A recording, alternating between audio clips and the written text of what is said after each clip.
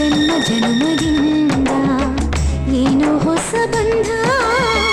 ಜನ್ಮ ಜನ್ಮದಿಂದ ನನ್ನ ನಿನ್ನ ಪ್ರೇಮ ಗೀತೆ ಹಾಡೋ ಪ್ರತಿ ಕ್ಷಣವೂ ಒಂದೇ